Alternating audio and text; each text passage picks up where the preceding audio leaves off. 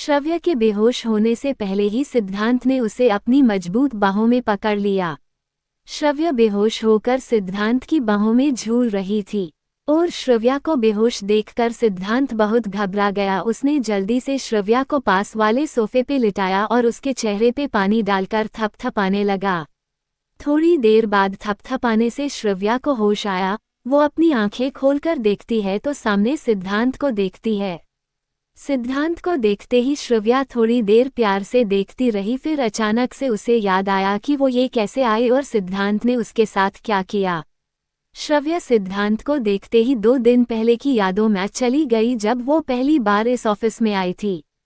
2 दिन पहले कोष्टक सिद्धांत अभी अपनी ऑफिस में बैठा काम कर रहा था। वो अपने काम में इस तरह मशगूल था कि काफी देर से बाज रहे उसके फोन की रिंग उसे सुनाई ही नहीं दी। काफी देर फोन बजने के बाद कट गया था। फोन कटने के कुछ ही देर बाद उसके केबिन के गेट पे नॉक किया किसी ने, लेकिन फिर भी उसे कोई सुध नहीं थी। बार बार नॉक होने से उसका ध्यान उस ओर गया। उसने अपनी रोविली आवाज में बिना एक्सप्रेशन के काम करते हुए ही बोला, अंदर आ जाओ। अंदर आते इंसान ने सम्मान से सिर झुकाकर कहा, सर वो कोई मिस श्रव्या है जो आपसे मिलना चाहती है। मैंने उनको माना भी किया पर वो जबरदस्ती अंदर आने की कह रही थी तो मैंने उनको वही वेट करने का बोल दिया। आप कहें तो अंदर भेजूं। श्रव्या का नाम सुनते ही सिद्धांत की भौहें आपस में जुड़ गए। वो गुस्से के एक्सप्रेशन के साथ बोला, अंडा भेजो।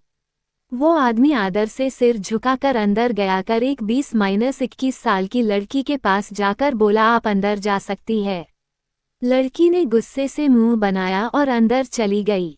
बिना नोक किए ही उसने गेट खोला। गेट खोलते ही सामने बैठा सिद्धांत गुस्से से उसे देखकर बोला, क्यों मिलना चाहती थी मुझसे? क्या चाहिए अब?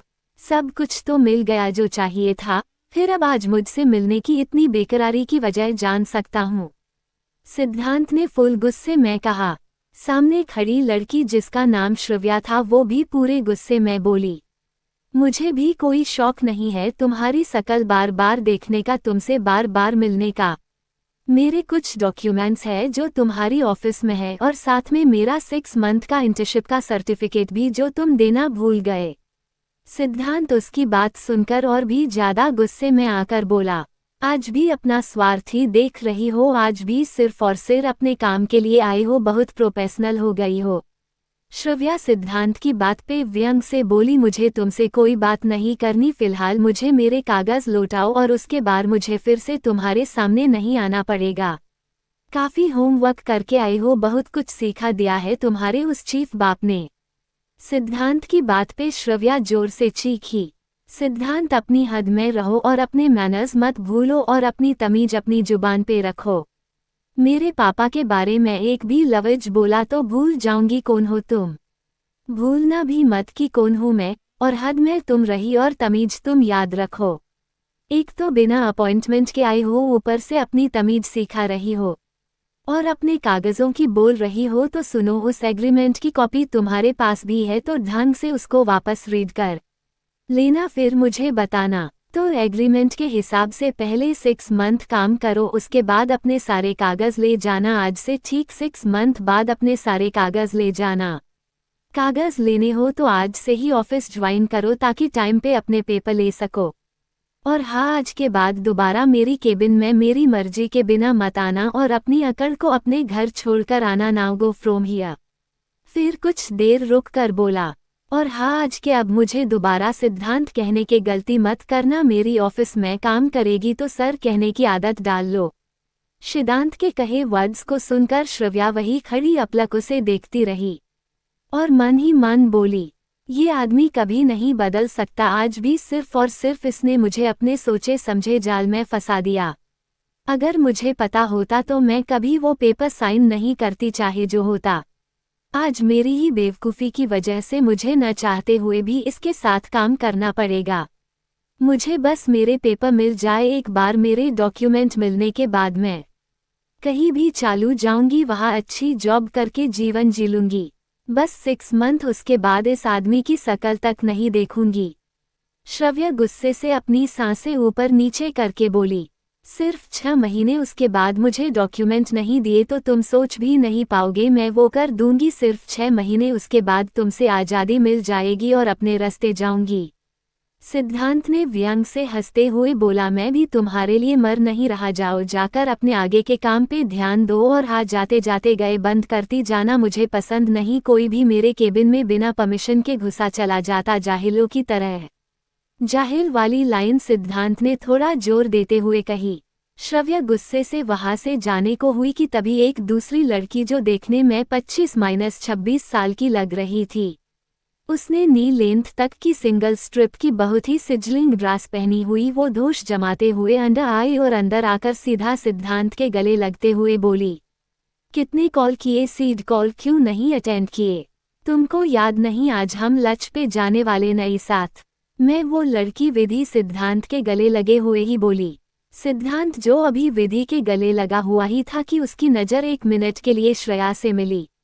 श्रव्या ने उन दोनों को इस तरह गले लगे देख अपनी नजरें फेर ली। वो वहां से जाने के लिए हुए कि उसके कानों में सिद्धांत की आवाज सुनाई पड़ी, सॉरी विधि, भूल गया था, पर कोई नहीं, अब तुम आ गई हो तो अब चलते हैं।